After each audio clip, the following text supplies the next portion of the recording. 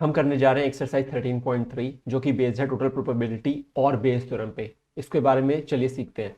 Total probability क्या कहता है?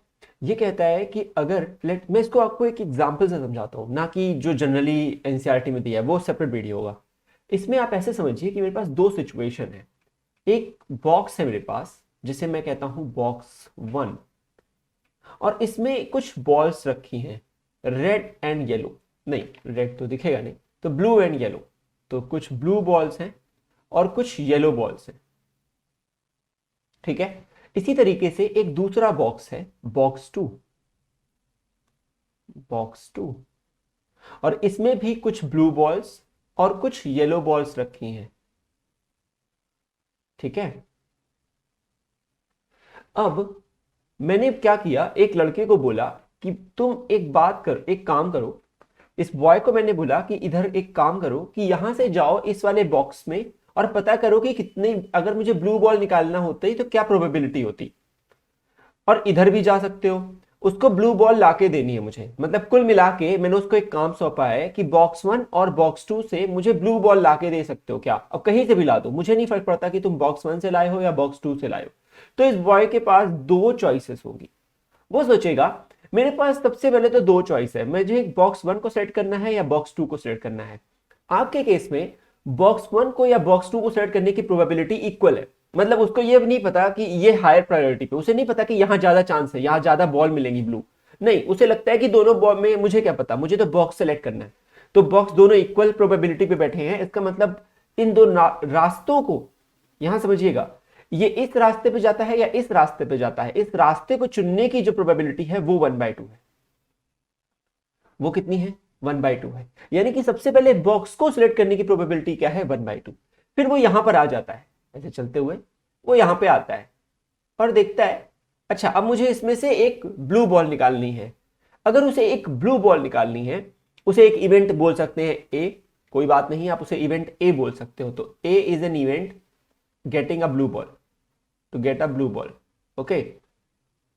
अब उसको इसमें से ब्लू बॉल निकालनी है, तो यहां पर जो ब्लू बॉल के निकलने की प्रोबेबिलिटी होगी वो क्या होगी? 2/5। क्यों? क्योंकि दो ब्लू बॉल है और टोटल नंबर ऑफ बॉल्स 5 है। सही बात है। अब वो यहां से जाता है बॉक्स 2 के, उसको क्या पता था? लेट सपोज कि वो यहां से आया और लौट के आपको देता है, ये लीजिए सर, ठीक है, ये ले लीजिए, आपको आपको मैंने ये दे दिया, लीजिए ये ब्लू बॉल। अब वो कहां से लाया मुझे नहीं बताया उसने, लेकिन वो हो सकता था कि दूसरा रास्ता भी तय कर सकता था। सही बात है। अगर वो दूसरा रास्ता तय कर सकता था, इसका मतलब क्या होता? इसका मतलब ये होता कि उस समय वो बॉक्स 2 के पास जा सकता था, एक प्रोबेबिलिटी 1/2 थी, और तब वहां जाता तो ब्लू बॉल निकालने की जो प्रोबेबिलिटी थी वो 3/7 थी।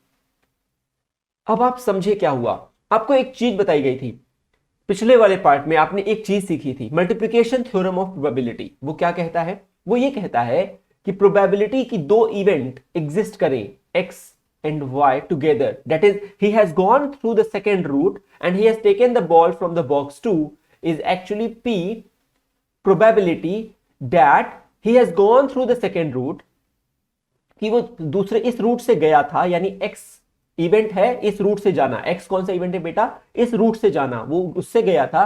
प्रोबेबिलिटी कि अगर वो इस रूट से गया था तो क्या चांस है कि उसको ब्लू बॉल मिले? Y is taking blue ball.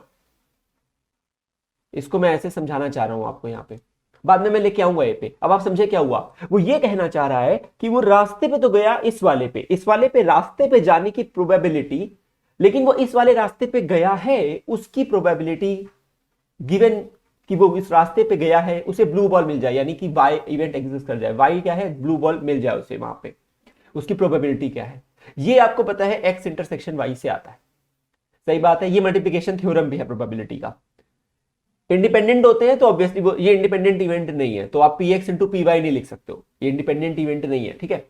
अब अब आप इसको ऐसे समझिए, ये सेम सिचुएशन तो यहां भी एग्जिस्ट कर सकती थी, यानी वो फर्स्ट वाले रास्ते से जाता, कंडीशनल प्रोबेबिलिटी कि वो यहां से ब्लू बॉल निकालता, और वो मुझे दोनों साइड से आके पता नहीं कहां से ब्लू बॉल देता है, मुझे क्या पता, वो तो इस साइड से भी ला सकता है और इस साइड से भी ला सकता है। तो जब मुझे वो कहता है कि सर आपको ब्लू बॉल मिल जाएगी, कि सर आपको ब्लू बॉल मिल जाएगी, उसको या तो वो किस रास्ते से लाया होगा, या तो उसने पाथ 1 को फॉलो किया होगा, या तो उसने पाथ 2 को फॉलो किया होगा, और दोनों का सम, क्योंकि और की रिलेशनशिप है, आइदर दिस और दिस, और में क्या होता है, एडिशनल होता है। सही बात है। पाथ 1 के पकड़ने की, मान लेते हैं कि इवन इवेंट वो है बेटा, इवन एक ऐसा इवेंट है जो कि पाथ 1 के लिए बनाया गया है। Even is an event when you select the path 1 and E2 is the event when you select the path 2। Okay, getting the ball is obviously the event A. Getting a ball is obviously the event A. ठीक है, तो ball मिलने की probability जो event है वो तो A है। तो अब मान लेते हैं, इसको इसी से समझिएगा, यहां से समझिएगा, इस वाले पार्ट से समझना है, बिल्कुल समझिएगा ध्यान से। पहले पाथ 1 पे जाए, उसकी प्रोबेबिलिटी क्या है कि वो E1 को सिलेक्ट करे, उसने E1 वाले पाथ को सिलेक्ट किया। प्रोबेबिलिटी कि उसने E1 को सिलेक्ट कर लिया है, उसने E1 को सिलेक्ट कर लिया है और उसको वहां पे ब्लू बॉल मिल जाए, यानी ए इवेंट एग्जिस्ट कर जाए, प्लस उसने पाथ 2 को सिलेक्ट कर लिया और प्रोबेबिलिटी कि उसने पाथ 2 को सिलेक्ट किया है, उसे ब्लू बॉल मिल जाए। ये टोटल प्रोबेबिलिटी होगी इवेंट ए को करने के लिए, जिसे हम कहेंगे ब्लू बॉल लाने के लिए। इस एग्जाम्पल से आपने एक चीज सीखी, और समझिएगा क्या सीखा आपने। आपने ये कुछ कंडीशन सीखी कि प्रोबेबिलिटी E1 जीरो नहीं हो सकती, ना ही प्रोबेबिलिटी E2 जीरो हो सकती है, क्योंकि ऐसा होने की वजह से आपको पता है क्या होगा, हाँ ऑब्वियसली, क्योंकि पूरा जीरो हो जाएगा। किसी भी रास्ता जीरो, प्रोबेबिलिटी का रास्ता जीरो नहीं हो सकता, समझ रहे ना, जाने के रास्ते की प्रोबेबिलिटी कैसे जीरो हो सकती है। ठीक है, दूसरी बात आपने एक और चीज सीखी कि ये दोनों इवेंट म्यूचुअली एक्सक्लूसिव हैं। इस पूरे इवेंट के एग्जिस्टेंस का इस पूरे इवेंट के एग्जिस्टेंस से कोई मतलब नहीं है, यानी E1 और E2 जो दो इवेंट हैं, जो दो रास्ते हैं, वो म्यूचुअली एक्सक्लूसिव है। यानी कि E1 इंटरसेक्शन E2 एक नल सेट है, या प्रोबेबिलिटी कि E1 E2 एग्जिस्ट कर जाए एक टाइम पे, ये जीरो है, यानी म्यूचुअली एक्सक्लूसिव है। कौन से बेटा इवेंट है ये, म्यूचुअली एक्सक्लूसिव है। यही लिखा हुआ है एनसीईआरटी में, यही लिखा हुआ है ना। आपको कितने अलग तरीके से समझाने की कोशिश की है, और अगर आपको ये आ गया, सुनिए मेरी बात को ध्यान से, अगर आपको ये आ गया, सारे क्वेश्चन कॉपी पेस्ट है बेटा, सारे क्वेश्चन में आप देखिएगा, मैं यही रास्ते सिखाऊंगा आपको कि ये रास्ता है, मैं हमेशा बोलूंगा ये रास्ता है, और वहां पे जाके आपको कुछ एक इवेंट को एग्जिस्टेंस में लाना है, कुछ रास्ते से जाना है, उसकी प्रोबेबिलिटी और कोई इवेंट को करना है। सब चीज इसी एग्जाम्पल से रिलेटेबल होगी, ये पूरी एनालॉजी है। ठीक है, ध्यान से समझिएगा। तो P1 इंटरसेक्शन E2 क्या हो जाएगा, जीरो। साथ ही साथ ये भी बोला जाता है कि ये एग्जॉस्टिव इवेंट्स हैं, मतलब अगर आप E1 union E2 union E3 ले, ऐसे करके जितने भी रास्ते होते तो वो सैंपल स्पेस के बराबर आएंगे, यानी सभी सेट जो होंगे वो सैंपल स्पेस को जनरेट करेंगे, यानी आपने सैंपल स्पेस को ही तोड़ा है, यानी वो सारे रास्ते पूरे मतलब सभी रास्ते सैंपल स्पेस को कंप्लीट करते हैं। इसे आप कहोगे ये म्यूचुअली एग्जॉस्टिव है, म्यूचुअली नहीं होता, ये एग्जॉस्टिव इवेंट है, एग्जॉस्टिव इवेंट है, एग्जॉस्टिव है, मतलब आप अगर सबका यूनियन लो तो सैंपल स्पेस के बराबर आएगा, और कोई भी इंडिविजुअल प्रोबेबिलिटी जाने इवेंट के होने की प्रोबेबिलिटी, यानी रास्ते की प्रोबेबिलिटी कभी भी जीरो नहीं हो सकती। ठीक है, वो नॉट जीरो होंगे। ठीक है, अब अगर आपने इसे समझ लिया तो टोटल प्रोबेबिलिटी क्या कहता है, टोटल प्रोबेबिलिटी कहता है किसी भी इवेंट ए को एग्जिस्ट करने के लिए आप मल्टीपल रास्तों से जा सकते हैं, उन हर रास्तों की कंडीशनल प्रोबेबिलिटी, यानी मल्टीप्लिकेशन थ्योरम से जो आती है, उन सबको अगर आप सम कर दें तो वो टोटल प्रोबेबिलिटी, वो उसके उस इवेंट के होने की प्रोबेबिलिटी के बराबर होता है। इसीलिए वर्ड आता है टोटल, क्योंकि कई रास्तों का जोड़ है। ठीक है, अच्छा, बेस थ्योरम। बेस थ्योरम बस एक छोटी सी बात एक्स्ट्रा कहता है, वो ये कहता है, बेस थ्योरम ये कहता है, मान लो कि उसने हमें लाके एक बॉल दे दी और वो बोला कि सर ये पकड़िए ब्लू बॉल, मैं बोलूंगा ठीक है। अब मैं उससे पूछूं, मुझे ये पता करना है कि क्या चांस है कि वो जो ब्लू बॉल है वो बॉक्स 1 वाले से आई हो, यानी इवेंट E1 के रास्ते से निकली हो, यानी E1 वाले इवेंट ने एग्जिस्ट किया हो, यानी पाथ 1 से गया हो। क्या प्रोबेबिलिटी है कि वो पाथ 1 को फॉलो करके बॉल लाया हो, या पाथ 2 को फॉलो करके लाया हो, इंडिविजुअल अलग अलग हो सकते हैं, तो उसको हम बोलते हैं बेस थ्योरम। तो बेस थ्योरम क्या करता है, बहुत ही इजी, वो रिवर्स करता है, वो रिट्रैक्ट करता है पाथ को। वो कहता है कि प्रोबेबिलिटी, मुझे पता है कि ब्लू बॉल मिल चुकी है, गिवन कि ए इवेंट एग्जिस्ट कर चुका है, इवेंट ए एग्जिस्ट कर चुका है, क्या चांस है कि वो E1 वाले रास्ते से गया होगा, क्या चांस है कि वो E1 वाले रास्ते से गया होगा। अब आप समझ रहे हो वो क्या पूछता है, वो कहता है मुझे पता है कि ब्लू बॉल मिल चुकी है, क्या चांस है कि वो E1 वाले रास्ते को फॉलो किया होगा, यानी इवेंट E1 ने एग्जिस्ट किया होगा। भाई सीधी सी बात है, हमें पता है कि ब्लू बॉल कहां से आ रही है, इवेंट इवन के रास्ते से आ रही है, तो इस वाली प्रोबेबिलिटी को टोटल प्रोबेबिलिटी से डिवाइड कर दो। प्रोबेबिलिटी क्या कहती है, favourable outcome upon total outcome. ये तो स्टैंडर्ड डेफिनेशन है प्रोबेबिलिटी की, कभी नहीं बदल सकती, कभी भी नहीं बदल सकती। Favourable outcome upon total possible outcome. Total possible outcome भाई ब्लू बॉल मिलने के कौन से हैं भाई, टोटल प्रोबेबिलिटी से आते हैं। यही तो चांस है ब्लू बॉल को आने का, या तो इस रास्ते से, इस रास्ते से, इस रास्ते से, किसी भी रास्ते से आ जाए। सभी रास्तों को जोड़ेंगे तो ब्लू बॉल मिलने के चांस है। That is the total possible outcomes. So what is the total possible outcomes, that is P A, that is P A. और यहां पे क्या होगा, आपको पता है यहां पे क्या होगा, आप लिखोगे भाई, देखिए सोच के देखिए, E1 इंटरसेक्शन ए ही तो लिखते, बेस थ्योरम कुछ ऐसा तो कह नहीं रहा यहां पे, आप E1 इंटरसेक्शन ए ही तो लिखते। यहां से समझिए बेस थ्योरम को, कुछ जादू नहीं हो रहा है, कुछ नया नहीं हो रहा है भाई। E1 गिवन ए, हमने सीखा था B गिवन ए का होता है P B intersection A upon P ए। आपको पता है कि E1 गिवन ए को आप यही तो लिख सकते हो, क्या लिख सकते हो, अरे भाई कि E1 एग्जिस्ट कर जाए, हम E1 वाले रास्ते से जाएं, प्रोबेबिलिटी A गिवन E1 लिख देते हैं। ये कैसे लिखा बेटा, ये लिखा मल्टीप्लिकेशन थ्योरम से, यहां से देखो x इंटरसेक्शन y से लिख दिया, 2 लाइन में निकाल दिया बेस थ्योरम। और क्या बेवकूफ बनाते हैं सब, कठिन बोलते हैं, कठिन बोलते हैं, कोई कठिन नहीं होता बेस थ्योरम, सबसे आसान है बेस थ्योरम। आपको E1 गिवन A निकालना था भाई, हमें पता है कि बॉल आ चुकी है ब्लू, क्या कंडीशन है कि वो E1 वाले रास्ते से गया होगा, E1 वाले रास्ते से आई होगी, अरे तो E1 intersection A upon P A होगा। हमें ये पता है कि मल्टीप्लिकेशन थ्योरम, पिछली एक्सरसाइज देखिए वीडियो जाकर, इसका मतलब होता है कि E1 एग्जिस्ट करे, गिवन कि मैं E1 से गया था और मुझे ब्लू बॉल मिल गई, यही तो मेरा फेवरेबल आउटकम है।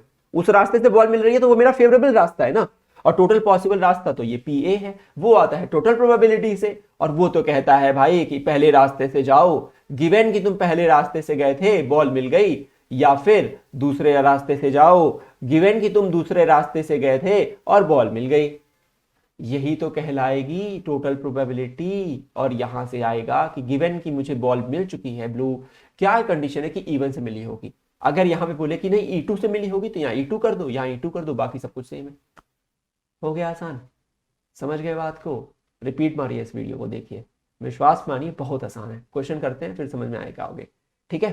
तो इस तरीके से हमें करना है, हमें बेटा 3 चीजें बहुत क्लियर पता होनी चाहिए, रास्ते, क्या इवेंट को एग्जिस्ट कराना है, और फिर फेवरेबल वाला कौन सा रास्ता है बेस थ्योरम के लिए, ठीक है। रास्ते पता होने चाहिए सारे, रास्ते पे जाने की प्रोबेबिलिटी ऑब्वियसली पता होगी, और उसमें कंडीशन प्रोबेबिलिटी भी पता होगी, दैट्स अ डिफरेंट केस। रास्ते पता होने चाहिए सारे, जो इवेंट है क्या करना है, वहां जाके करना क्या है, मुझे बॉल निकालनी है, या कोई मैन्युफैक्चरिंग डिफेक्ट पता करना है, या किसी की बीमारी पता करनी है, इसी तरह के तो क्वेश्चन होंगे। वो मेरा हो गया सेकेंड पॉइंट। और थर्ड होगा, अगर मुझे फेवरेबल पता करना है कि कौन सा रास्ता फेवरेबल है बेस थ्योरम के लिए, कि मुझे पता है कि वो बॉल मुझे मिल गई वहां से, क्या प्रोबेबिलिटी है कि उसी रास्ते से मिली होगी, हो सकता है इससे मिली, हो सकता है इससे मिली हो, मुझे पता करनी है इस रास्ते से मिली होगी। समझ गए बात को। देखिए क्वेश्चन नंबर 1 क्या कह रहा है अब, an urn contains 5 red and 5 black balls, 5 red and 5 black balls. तो एक अर्न को बेसिकली आप समझिए कि एक वेसल टाइप का होता है, मैं वैसे नहीं बना सकता तो मैं सिंपल से कर देता हूं, 5 रेड और 5 ब्लैक बॉल्स हैं, सही है। एक बॉल निकाली जाती है रैंडमली, अब वो एक बॉल निकाली जाती है, उसका इट्स कलर इज नोटेड, उसका कलर देखा जाता है और उसे वापस रख दिया जाता है। फिर उसी की 2 सेम कलर की बॉल को वापस लिया जाता है, दुकानदार भाई 2 बॉल दियो, वो 2 बॉल उठा के डाल दी जाती है अर्न के अंदर, और फिर एक बॉल निकाली जाती है। What is the probability that the second ball is red, क्या प्रोबेबिलिटी होगी कि जो सेकेंड बॉल है वो रेड हो। इसे आप समझिए, ये क्वेश्चन ये कहना चाह रहा है कि 5 रेड और 5 ब्लैक में 2 ऑप्शन अवेलेबल है, 2 चांसेस अवेलेबल है, ठीक है। तो 5 रेड और 5 ब्लैक बॉल्स हैं। सबसे पहले ऐसे समझते हैं कि अगर मैंने रेड निकाली, मैंने कौन सी बॉल निकाली पहले, रेड, तो रेड के निकलने का चांस क्या है, इस रास्ते को होने की संभावना क्या है, 5/10, क्योंकि 5 अपॉन टोटल बॉल्स 1/2 है। मैं यहां से एक ब्लैक बॉल निकालूं, उसके होने की संभावना क्या है, 5/10, क्योंकि ब्लैक भी 5 है बेटा, इसको इसीलिए लिख रहा हूं क्योंकि यहां 3 होता और 7 होता तो बदल जाती निकलने की प्रोबेबिलिटी, ठीक है। तो यहां से ब्लैक निकल जाए पहली बार, उसकी प्रोबेबिलिटी क्या है, 5/10 यानी कि 1/2। ये मेरा हो गया इवेंट E1, इस रास्ते को होने की प्रोबेबिलिटी E1, ये मेरे इस रास्ते की होने की प्रोबेबिलिटी E2। अब आप समझे, आ रही है सेम चीज, देखा अच्छा, फिर ये बोलता है उसी कलर की 2 बॉल डाल दी जाती हैं, 2 additional balls of the colour drawn, जो भी है उसे वापस से रख दिया जाता है उनमें। भाई 5 रेड थी तो 7 रेड हो जाएंगी, और 5 ब्लैक थी तो 5 ही रहेंगी। और अब एक बॉल निकाली जाती है, क्या प्रोबेबिलिटी है कि जब दूसरी बार आप बॉल निकालो तो वो रेड हो? तो यहां से बॉल निकाली जाए वो रेड हो, उसकी प्रोबेबिलिटी क्या होती? 7/12 होती, 7/12 होती। सही बात है। अच्छा, दूसरे वाले केस में क्या होता? अगर रेड को नहीं निकाला गया होता, ब्लैक निकाला गया होता, तो ब्लैक 2 बढ़ गई होती। यहां से रेड के निकलने की प्रोबेबिलिटी क्या होती? 5/12 होती। इसे आप अब ऐसे समझो, प्रोबेबिलिटी कि मेरा इवेंट ए एग्जिस्ट करेगा। What is my event A? Getting a red ball in the second draw और the second time when you take it out, that is the event A. Probability that the second ball, getting the second ball red is event A. तो it is equal to what? Probability कि मैं पहला वाला रास्ता पकड़ लिया, मुझे पहले इवन यानी रेड निकल गई पहले। इवन कौन सा इवेंट है? Getting red ball in the first draw. What is event even? Getting red in the first draw.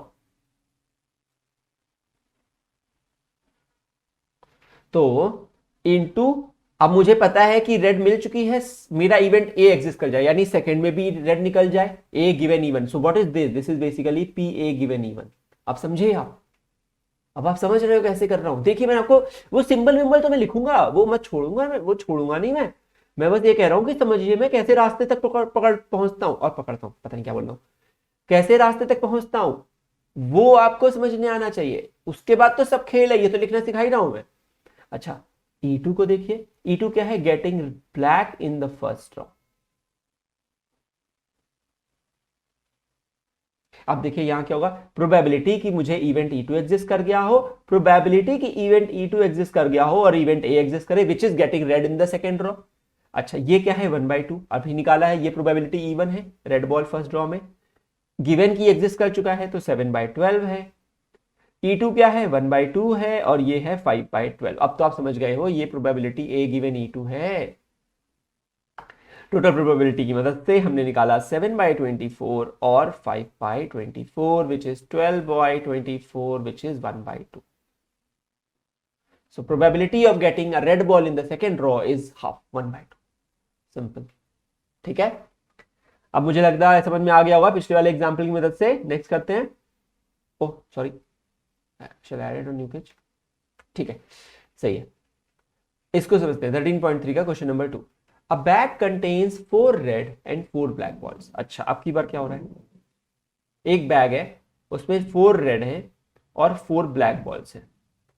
Another bag में 2 रेड और 6 ब्लैक हैं। अरे ये तो समझाना ही शुरू किए थे, ये तो एग्जाम्पल है शुरुआत में जो मैंने लेके समझाया थ्योरी पूरी। 2 रेड है और 6 ब्लैक है। एक बैग सिलेक्ट किया जाता है रैंडम, ऑब्वियसली दोनों बैग की सिलेक्ट करने की प्रोबेबिलिटी इक्वली लाइकली है, तो ये भी 1/2 है और वो भी 1/2 है। ये बैग सिलेक्ट करने की प्रोबेबिलिटी है E1 और E2। E1 is selecting first bag, selecting bag 1. E2 is selecting bag 2. So what is the probability of E1? 1/2. What is the probability of E2? 1/2, क्योंकि दोनों बैग में इधर भी जा सकता हूँ उधर भी जा सकता हूँ। मेरे दिमाग में ऐसा कोई बाइसिंग नहीं है कि ये बैग अच्छा लग रहा है, नहीं ऐसा कुछ नहीं है। आगे बढ़ते हैं।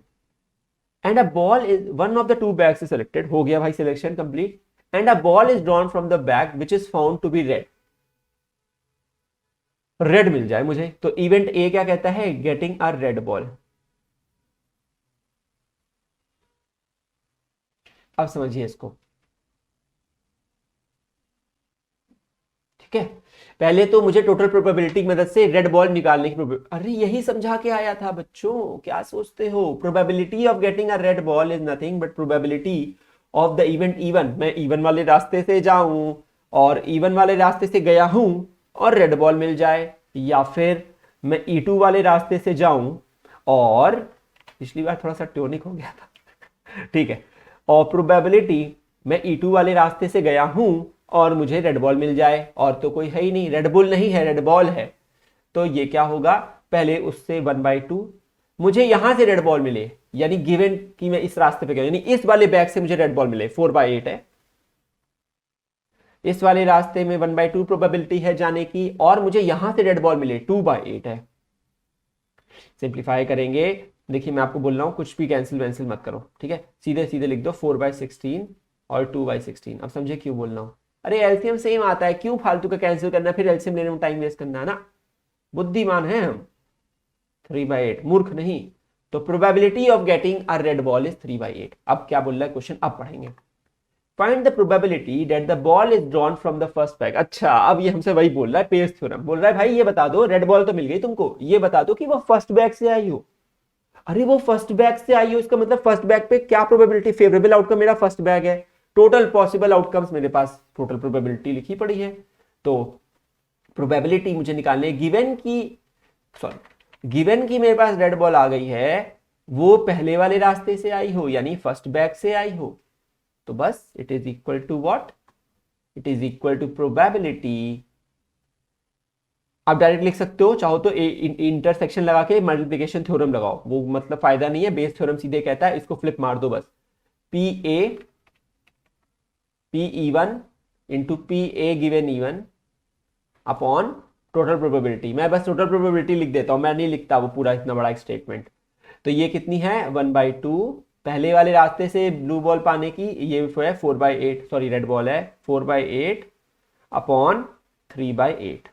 ये सब डिवाइड मल्टीप्लाई हो रहा है तो कैंसिल हो जाएगा, ये जाएगा 4/6, इसको 2/6 कर सकते हैं, 2/3 हो जाएगा, सॉरी 2 1 2 2 2 4, तो 2/3 बचेगा। That's the final answer.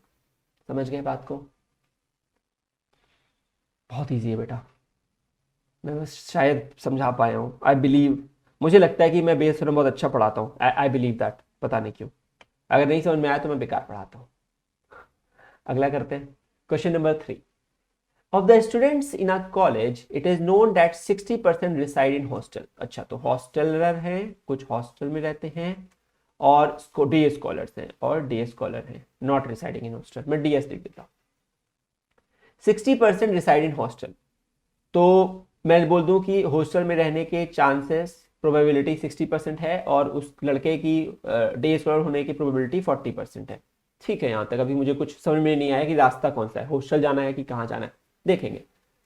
Previous year results report that 30% of all students, 30% of all students who reside in hostel attain A grade, यानी इनके जो 30% लोग हैं वो ए ग्रेड पाते हैं। Okay okay, and 20% of day scholars, तो इनके जो 20% लोग हैं वो बी, नहीं वो भी ए ग्रेड पाते हैं। अच्छा ठीक है, फिर चलो, तो ए grade is a common thing. Okay, यहां तक इतना तो क्लैरिटी आ रही है दिमाग में कि दोनों में A grade is a common thing. At the end of the year one student is chosen at random from the college and he has an A grade. सबसे पहले तो रुक जाओ, ये बेस थ्योरम लगा देता है, क्या प्रोबेबिलिटी है कि वो हॉस्टलर हो, रुक जाओ, यहां रुक जाओ, पहले तो ए ग्रेड हो जाए ये चांस है, तो ये टोटल प्रोबेबिलिटी, यहां तक बेटा होता है टोटल प्रोबेबिलिटी, इसको लगाते ही बन जाता है बेस थ्योरम। बस इसको पकड़ लिया जिसने, उसने बेस थ्योरम पकड़ लिया। अब सुनिए, कह रहा है कि ए ग्रेड मिल जाए, एक बच्चे को मैंने रैंडमली सिलेक्ट किया और वो ए ग्रेड मिल जाए, यानी ए ग्रेड मेरा इवेंट है। ए ग्रेड मेरा क्या है, इवेंट है, कि अगर वो मुझे एक ए इवेंट है, student getting A grade, student getting A grade, A grade मिल जाए, इसका जो वैल्यू है ये है ए। ठीक है, अच्छा अब ये दो तरीके से हैं रास्ते, हाँ होस्टलर और डीएस के ही हैं, आप समझ रहे हो बात को। तो मेरा इवेंट ए एग्जिस्ट करे, मुझे तो बस ये पता है दो रास्ते हैं, या तो वो बच्चा होस्टलर होगा, एक रास्ता, रास्ता रास्ता सुनिए, रास्ता, बच्चा या तो होस्टलर होगा, बच्चा या तो डे स्कॉलर होगा। तो ये बच्चा या तो हॉस्टल से आ सकता है, देखिए बॉल बैग 1 से आ सकती है, बॉल बैग 2 से आ सकती है, हमें तो बॉल से मतलब है, हमें तो उस बच्चे के ए ग्रेड से मतलब है, सही बात है। तो प्रोबेबिलिटी कि वो बच्चा इवेंट E1 एग्जिस्ट करे, इवेंट E1 क्या मैं लिखता चलूंगा, ऐसे लिखता हूं मैं, देखिए इवेंट E1 वो होगा कि student is hosteller, student is hosteller, hosteller जो भी बुलाते हैं, स्टूडेंट इज फ्रॉम हॉस्टल लिख देते हैं, मुझे स्पेलिंग नहीं आती उसकी गलत नहीं लिखूंगा। सो E2 क्या है, E2 क्या है, student is day scholar, day scholar. भाई प्रोबेबिलिटी की वो एक बच्चा हॉस्टल से बिलोंग करता है, मुझे पता है वो हॉस्टल से बिलोंग करता है और उसके ए ग्रेड आ जाए, that is the event A exist. या फिर वो, अब देखिए कितना आसान हो गया, आपको तो मजा आनी चाहिए। अब प्रोबेबिलिटी की वो बच्चा डे स्कॉलर हो यानी E2 इवेंट हो, मुझे पता है कि वो E2 है, मुझे पता है कि वो डे स्कॉलर है, क्या प्रोबेबिलिटी है कि वो एक ए ग्रेडर वाला बच्चा हो यानी उसे ए ग्रेड मिला हो पेपर में। समझ गए बात को? अच्छा, तो प्रोबेबिलिटी कि वो एक होस्टलर हो, भाई 60% चांसेस है तो 60/100। मुझे पता है कि वो होस्टलर हो और उसे ए ग्रेड मिले तो 30% ही है वो चांसेस, तो 30/100। 2 मिनट में आ रहा है। This is what probability A given even, this is what probability even. अब आप समझ रहे हो कितनी आसानी से कर रहे हैं। प्लस सेकेंड वाले केस में, अरे अब तो सिमेट्री फॉलो कर लो, इनटू 20/100। सिंप्लीफाई कर लेते हैं, 0 0 कैंसिल हो जाएगा, 18 आ जाएगा, 18/100। मैं भी और कुछ नहीं करूंगा, कैंसिल अगेन, डिनोमिनेटर सेम रखना है। प्लस 4 2 8/100। समझोगे, आप सीखोगे कि कैसे मैं 100 को इतना संभाल रहा हूँ। 26/100 अभी भी टच नहीं करूंगा मैं इसको, मुझे पता है डिवाइड करना अभी से। क्यों? क्योंकि बेस थ्योरम लगाने को बोला है what is the probability that the student is a hosteller. अरे यार स्पेलिंग लिखी हुई है ठीक है, फिर बच गया मैं। Student is a hosteller, student hostel से आता। अगर स्टूडेंट हॉस्टलर है तो फिर इसका मतलब यह है कि मुझे वो बच्चे का फेवरेबल वाला रास्ता चुनना है, वो फेवरेबल वाला रास्ता हॉस्टल जाता है, डे स्कॉलर के पास नहीं जाता। तो प्रोबेबिलिटी कि मुझे पता है ए ग्रेड वाला बच्चा है, ये मुझे मिल गया बच्चा, अच्छा बच्चे तो मेरा ए ग्रेड आया, बहुत अच्छी बात है, तो हॉस्टल से बिलोंग करता है, गिवन कि इवन वाले रास्ते से आया है यानी हॉस्टल से आया है। It is nothing but probability कि इवन वाला रास्ता गया हूंगा मैं, उस बच्चे को मैंने देखा होगा वो ए ग्रेड का है, अपॉन टोटल प्रोबेबिलिटी कि मुझे एक बच्चा ए ग्रेड वाला मिल जाए। भाई उसी पूल में से तो मुझे बच्चा चुनना है, ढेर सारे पूल के बच्चे आ गए ए ग्रेड वाले, मैंने एक बच्चे को चुना, भाई ये तो बच्चा हॉस्टल से आता है, बोलेगा हाँ, मैं बोलूंगा अच्छा तो मुझे हॉस्टल जाना पड़ेगा, हॉस्टल वाला रास्ता मेरा फेवरेबल है, डिवाइडेड बाय टोटल बच्चों के, बस हो गया probability of getting an A grade student. तो ये हो जाएगा 1/2। A given even, A given even is what, is 30%। Oh wait, sorry it's not 1/2, 60% है वो चांस, आई एम सॉरी बेटा। 60/100 इंटू कितना था, 30% था, बिल्कुल सही बात है 30% था, डिवाइडेड बाय 26/100। अब आप समझे कितना होशियार हूं मैं? कुछ नहीं हूं मैं होशियार, ठीक है। 6 3 18, देखिए ये 100 के साथ समाप्त है और ये 2 0 के साथ समाप्त है। 6 3 18/26। आप समझे क्यों नहीं कैंसिल करता हूं मैं 100? मैं डिनोमिनेटर को बहुत संभालता हूं, बशर्ते कैंसिल हो रहा हो, क्योंकि टाइम नहीं वेस्ट करता बाद में ना। तो 9/13 is the answer of getting a student who is also a hosteller.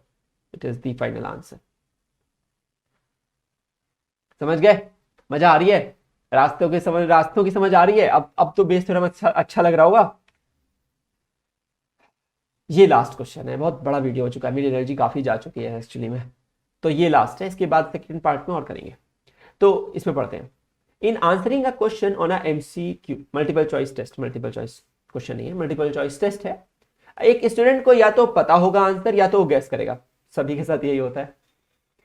3/4 मान लेते हैं प्रोबेबिलिटी कि उसे आंसर पता है, ठीक है, आंसर पता होने की प्रोबेबिलिटी पता है, ठीक है। 1/4 की ये वो गैस कर रहा है, अच्छा 3/4 है कि उसे आंसर पता है और 1/4 है कि वो गैस मार रहा है, ठीक है, ठीक है। Assuming that a student who guesses the answer will be correct, ये बात हो रही है यहां पे। आंसर को तो चुनने एक रास्ता है, आंसर को चुनना एक रास्ता है, या तो पता है तो चुनता हूं या तो गैस मार के चुनता हूं, पर उसका आउटकम क्या है कि वो सही होता है, विल बी करेक्ट, उसकी प्रोबेबिलिटी 1/4 है। What is the probability that the student knows the answer given that he answered it correctly? Given कि उसने करेक्टली आंसर किया हो, गिवन की आंसर करेक्ट किया हो, उसने जाना होगा, वो उस रास्ते से गया होगा। रास्ता क्या है बेटा? यहाँ पे रास्ता है मुझे आंसर का ज्ञान था, that he knows the answer, student knows the answer। Gas नहीं वाला है, गैस वाला भी हो सकता था तब भी करेक्ट हो जाए। तो इवेंट ए क्या है? इवेंट ए को पकड़ लिया जिसने, उसने सब कुछ कर लिया बेस थ्योरम में, मैं बार बार ये बात कह चुका हूं। इवेंट ए बहुत इंपॉर्टेंट है। इवेंट ए है गेटिंग करेक्ट आंसर। ये दोनों रास्ते से हो सकता है भाई, दो ही तो रास्ते हैं करेक्ट आंसर पाने के, या तो मैं गेस मार रहा हूं या तो मुझे पता था सही है, बस। तो getting correct answer, getting correct answer, correct answer पाने को मैं बोलूंगा मेरा इवेंट ए है, ये मेरा प्राइम इवेंट है, इसको हम बुलाएंगे प्राइम इवेंट है, ठीक है। अमेजॉन प्राइम नहीं है, ये हमारा प्राइम इवेंट है, मतलब कि ये वो इवेंट है जिसको मुझे अगर कराना है, अगर ये अगर कर गया फिर मुझे रास्ता पता करना है बेस थ्योरम से। बहुत एनर्जी दे रहा हूं बेटा, आप समझ लो बस, क्योंकि एक बार ये समझ गए तो फिर तो पूरे सारे क्वेश्चन कॉपी पेस्ट है, वो बेवकूफ बना रहे हैं, सारे क्वेश्चन बेवकूफ बना रहे हैं, सब वही गेंद और उसी के क्वेश्चन है। ए है getting correct answer, correct answer पालूंगा तो वो मेरा इवेंट ए है। तो इवन क्या है? इवन है वो इवेंट कि मुझे आंसर का ज्ञान है, डेट मुझे, मैं अपने आप को स्टूडेंट बोलता हूं, कभी कभी कभी टीचर बोलता हूं, I can change myself student, because I am both, no I am also student, I am also a teacher. Student knows the answer. एक एक्चुअली एक बंदे को हमेशा ही स्टूडेंट रहना चाहिए, सीखता रहता है। इवन है student knows the answer, student जो है उसे आंसर पता है। E2 इवेंट है कि स्टूडेंट गेस कर रहा है, जैसे आप करते हो ना, मैं भी करता हूँ, स्टूडेंट गेस द आंसर या गेसेस द आंसर, सॉरी अंग्रेजी की तो लगा दी है मैंने, guesses the answer, student guesses the answer. अच्छा, ही नोज द आंसर और student guesses the answer. Okay, अब मुझे बोला है assuming that a student who guesses at the answer will be correct with probability. अच्छा, वो गेस करे और करेक्ट हो, मुझे पता है कि उसने गेस किया है और वो करेक्ट हो जाए, इसकी प्रोबेबिलिटी 1/4 है। इसकी प्रोबेबिलिटी क्या है? 1/4। अरे अच्छा, मुझे अगर आंसर पता हो और मैं करेक्ट कर दूं तो, अरे भाई अगर मुझे आंसर पता है और मैं करेक्ट कर रहा हूं, इसका मतलब वो मुझे पता है तभी करेक्ट कर रहा हूं, इसका मतलब उसकी प्रोबेबिलिटी 1 है। Given I know the answer and it is correct, it means I knew it, so this probability is 1। यही इस क्वेश्चन में छिपा बैठा था। प्रोबेबिलिटी दैट इवन एग्जिस्ट, मैंने पहले इवन नहीं लिखा है, कंफ्यूज मत करिएगा प्लीज, आप चाहें तो लिख सकते हैं। गिवन की वो करेक्ट, गिवन की उसे पता है आंसर और वो करेक्ट निकल जाए, इसकी प्रोबेबिलिटी क्या है? 1 है भाई, उसको पता है तभी तो करेक्ट निकला है। अच्छा, तो ये 3/4 क्या है? ये है कि उसे पता है आंसर, कोई आंसर है उसे पता है। लेट सपोज कोई एक क्वेश्चन है, उसका आंसर उसको पता है, उसे लगता है उसे पता है, इसके चांस 3/4 है। कई ढेर सारे क्वेश्चन में एक क्वेश्चन को देखता है, इसका आंसर पता है, उसकी प्रोबेबिलिटी 3/4 है उस ढेर सारे क्वेश्चन में। प्रोबेबिलिटी की वो गैस मार रहा है ढेर सारे क्वेश्चन में, ये वाला क्वेश्चन गैस कर लेता हूं, तो वो प्रोबेबिलिटी है 1/4। आप समझे? दैट ही नोज द, यहां पे लिखा हुआ है, and 1/4 is the probability that he guesses it is 1/4। अब आप समझ गए यहां तक? अब आपके पास सब कुछ है भाई, क्या करना है? टीचर तो फॉर्मूला लगाएगा, बेवकूफ बनाएगा आपको और बोलेगा हम तो बहुत ज्ञानी हैं। कोई ज्ञानी नहीं है वो, अब तो बेवकूफ बना रहा है। वो ये कह रहा है कि आपको ये फॉर्मूला पता है, अरे भाई ये बताना कठिन काम था। PE1A प्लस P, मैं बस फॉर्मूला लगा रहा हूं, वो भी 100 बार बोला जा चुका फॉर्मूला, सही बात है। तो PA given E1, PA given E1 मतलब ये, यानी कि मुझे पता था आंसर, वो करेक्ट हो गया, बस करेक्ट होने के निकालते चलेंगे। तो ये हो जाएगा 3/4। बेटा ये सारा चीज समझाना कोई मतलब नहीं है, बहुत बार समझाया जा चुका है। इंटू 1 होगा, 1/4 मत करना बस, गलती से मैंने यहां लिखा है, पहले मैंने सचेत कर दिया था। 1/4 इंटू 1/4, क्योंकि दोनों 1/4 है। अब मल्टीप्लाई करके करेंगे तो आएगा बेटा 3/4 प्लस 1/16। अब की बार नहीं कर सकते, तो ये हो जाएगा 12 + 1, 13/16। ये है प्रोबेबिलिटी कि वो करेक्ट आंसर दे दे। 13/16 में या तो गैस करके करेक्ट आंसर देगा या तो जान के करेक्ट आंसर देगा। करेक्ट आंसर पाने की हमें प्रोबेबिलिटी पता लग गई। आज मेरे पास आंसर करेक्ट आया है, कॉपी में मैंने चेक किया, अच्छा आंसर तो करेक्ट आया है, इसका मतलब उसके 13/16 चांसेस थे बच्चे के लिए। हमें ये बोला है what is the probability that the student knows the answer given he answered it correctly. तो वो हमसे बोल रहा है गिवन कि आंसर करेक्ट आ चुका है, क्या प्रोबेबिलिटी है कि उसे पता था, यानी इवेंट E1 एग्जिस्ट किया था। अरे भाई ये पीछे वाले बेटा थ्योरी में समझा चुका हूं, कैसे शॉर्टकट लिख रहा हूं उसका, प्लीज उसको यूज करिए। टोटल प्रोबेबिलिटी यहां लिखते हैं, आप चाहो तो दोनों का सम लिख दो, ये पूरा फॉर्मूला फिर से यहां लिख दो, मैं नहीं करता, मैं कैलकुलेट कर लेता हूं और यहां लिख देता हूं। टोटल प्रोबेबिलिटी लिखनी होती है डिनोमिनेटर में। तो E1 की प्रोबेबिलिटी कितनी थी? 3/4 इंटू 1/13/16, 13/16। तो ये 4 से है, 4 जा कट जाएगा, 4 पर पहुंच जाएगा 12/13। तो प्रोबेबिलिटी की वही तो सही बात है ना भाई। आप खुद सोचिए, अगर वो करेक्ट कर रहा है, उसे जानने की ज्यादा प्रोबेबिलिटी थी, तो उससे पता है कि वो करेक्ट है और वो जानता था, he knows the answer, that's why he corrected it. तो 12/13 ये पूरे पूल में से बेटा, ये करेक्ट आंसर आने के बाद क्या सिचुएशन है, करेक्ट आंसर आ गया, क्या चांस है कि वो जानने वाले नॉलेज से आया होगा, गेस्ट वाले नॉलेज से नहीं। तो जानने वाले नॉलेज से आया होगा, उसके चांस है 12/13।